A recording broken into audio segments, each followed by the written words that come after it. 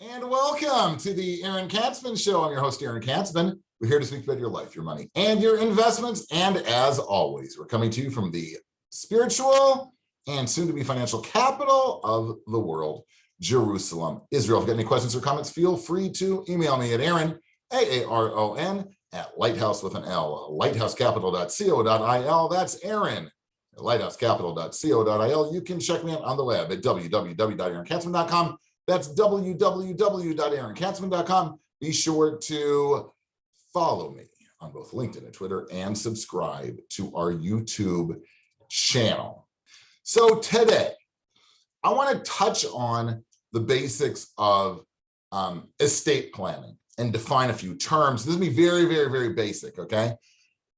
You need to speak, and I encourage all of you to go speak to a lawyer, an estate planner, to get your estate in order. It's very, very important to do this. And I get calls all the time of clients who have passed away or people who became incompetent because they had some kind of, something happened to them, right?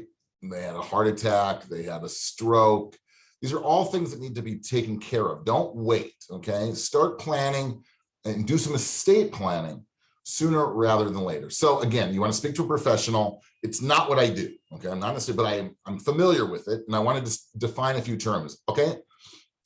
As well, if you hear that, okay? If you hear the sirens in the background, we have had a traffic jam outside of the big studio for about an hour and a half now. Nothing is moving, and unfortunately, there's some ambulances outside as well trying to get through. It's not good, okay? But just bear with me, okay? And what I want to tell you is, back in the old days, before I became a big financial professional, I actually worked at a pirate radio station here in Jerusalem, okay? Maybe I worked there in case there's any kind of legal proceedings still going on 25 years later. I don't know what statute of limitations. I may have been involved with a pirate radio station. I was like Christian Slater in that movie where he was doing pirate radio. Okay. And one of the things I used to do, I used to have an afternoon drive show, and it was pirate radio. We didn't really have real traffic reports. We certainly didn't have a helicopter in the sky, right, telling people about the traffic issues. So I made up my own traffic reports, and among certain people that became very funny. It was a joke. And when they would see me, they would always ask me about the traffic, and other people got a little bit upset with me. And they're like, why did you send us on this alternate route? And I'm like, there was no Waze back then. It was like, I don't know. Anyway, that was a long time ago. I can't be held responsible for things that happened like over 25 years ago. Anyway, back to the issue at hand, estate planning. So what is an estate? Okay, an estate is what you leave behind when you pass away. It includes all of your money, basically, and all your stuff, right? You might have a baseball card collection. You might have pillowcases. I don't know. That's all part of the estate, okay? Next term that we need to know, because of the next stage, right? It's called a probate. A probate, meaning the official proving of a will, is a legal process whereby the estate, the property of the deceased, pays off its creditors and distributes the assets of the estate as specified in the validated will. It can be expensive and time-consuming, often consuming a significant portion of the estate in legal and administrative fees, and lasting months or even years. Much of the estate planning is geared towards avoiding this process as much as possible. Okay, the next thing I want to talk about is the will, okay? Why you need to have a will. What is a will? A will, and I'm getting this now from Jim Dale, the White Coat Investor. He writes, a will, as officially known as a last will and testament, is usually the first estate planning tool that most people need. If people die without a will, their assets are distributed in accordance with state law, usually to the spouse, if not applicable, to the children. If you want your assets to be distributed in some other manner besides the next of kin, you need a will. Another important function of a will is to name someone to care for your children in the event of your death.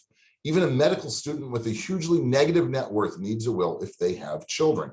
Let me tell you something else in terms of the will. The will is very, very important, especially in countries like Israel. Why? In Israel, there is a law that the assets of the deceased get split, okay? If it's married, half goes to the surviving spouse and half go to the children, okay? That's the default, Now, many people want all of the money going to the surviving spouse. That's usually the way that it works. But that's not the default. So in Israel, in order to override that, you need to have a will. The other issue with the will is it gives you power, right? It allows you to distribute however you want. You put in the will how you want to distribute your funds. That's really, really important, obviously. Okay, it gives you control. You want to take as much control as possible and leave as least control to the state. Okay, so that's important. You really, really need a will. In Israel, double, you need a will. You so need a will. I can't encourage enough the need to have a will. And if you look back on the show, you'll see I interviewed with multiple estate planners, and we spoke about some of these issues. So I encourage you to go back and use the search function on the YouTube channel, and you'll find some of this as well. Estate planning really is the process where you ensure that assets go where you want them to go after you die. Your desires are carried out even after you're no longer capable of making decisions. That's very important also. You can minimize the required estate taxes paid to the government, very important, meaning what your heirs get more to keep more of what you actually had, very important. And you avoid the costly and time-consuming probate process, right? That's super important. Real estate planning, will take into account assets, different places. There might be some gifting going on, everything to work within the rules today of estate taxes to try and make things more efficient. So we get to the ultimate goal of leaving the heirs, whoever that might be, or whoever you want to inherit, as much money as possible. Another aspect of estate planning, which I think is important, and this is a little bit, it's not official, you don't need a lawyer. This is something that you can do, okay? And I'm gonna go now old school because I've seen new school technology backfire tremendously in this, okay? What I really encourage you to do is to take a notebook, okay? Pen and paper and a notebook, okay? And start writing down the names, okay, of your insurance agent, the names of your financial advisor, the name of your accountant, the name of your lawyer, okay, and their phone numbers and emails, all their contact information, okay? Next, you want to print out maybe an annual statement, a recent statement of any bank accounts that you may have, of any brokerage accounts, of any pension accounts and retirement accounts and insurance policies that you may have. Put it all in the notebook.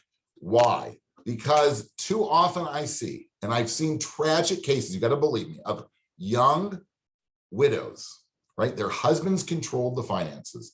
They both died in their 30s. I've had at least 2 cases that I am intimately aware of, where they passed away and they controlled everything. It was online and it was all password protected. And the wives were stuck because they didn't know what the passwords were and they weren't able to access the documents. They had no idea what their husbands owned. Okay, it was really problematic. And that was the time, right, that enough going on, right, with managing with small children, all of a sudden to be widowed in your 30s, tragic, okay, and not have access to the money. Not good situation. So I strongly encourage, I do it, okay? I've got it right here. You can even see, okay, here's my little loose leaf, you see it? My little notebook, whatever you call it. I think we used to call it loose leaf back then, right? That's what, it's got all the information in. It's really important. I can't stress it enough. Okay, so those are some tips for you to start the process of estate planning. Some more official, some more legal, more using legalese, the will, right? It's a little more legal than buying a notebook and printing out some statements, but both equally important. I'm telling you right now, it's really important. These tips are really important. I strongly encourage you to speak to an estate planner, okay, to get everything in order. Okay, that's just like a very superficial review of a little bit of what estate planning is. The need for it, very important. The need to start setting up a will, especially for those of you who are living in Israel, and get your finances in order, get your professionals in order by using a notebook. Okay, you don't have to put it online. Okay, don't password protect it. Put it in a notebook. Tell your spouse where it is. so that they can find it, God forbid, if something happens to you. You've been tuning in to the Aaron Katzman Show. I am your host, Aaron Katzman, where we speak to you about your life, your money, and your investments. If you've got any questions or comments, feel free to email me at Aaron, AARON, at lighthousecapital.co.il. That's Aaron, lighthousecapital.co.il. You can check me out on the web at www.aaronkatzman.com. That's www.aaronkatzman.com. Be sure to follow me both on LinkedIn and Twitter, and subscribe to our YouTube channel. Thanks so much for tuning in, and we will speak to you soon.